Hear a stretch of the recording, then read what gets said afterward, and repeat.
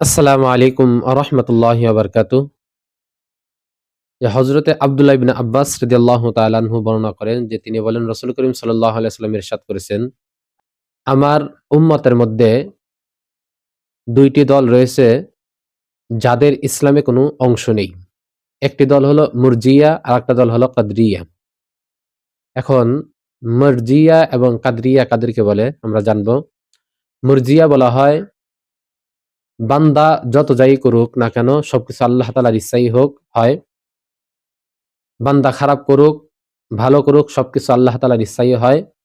এতে কোনো ব্যক্তি যদি গুনাহ করে তো সে এখানে গুনাহগার বলে সাব্যস্ত হবে না বা সে অপরাধী বলে সাব্যস্ত হবে না। আর কাদরিয়া বলা হয় যে ভালো মন্দ সবকিছু এটা বান্দাদের পক্ষ থেকেই হয়। এটা আল্লাহ তাআলার এখানে কোনো হাত নাই। সে ভালো করুক মন্দ করুক সেটা বান্দার পক্ষ থেকে হয়ে থাকে, বান্দাই করার ক্ষমতা রাখে, সক্ষম। এখানে আল্লাহ তাআলার কোনো হাত নেই।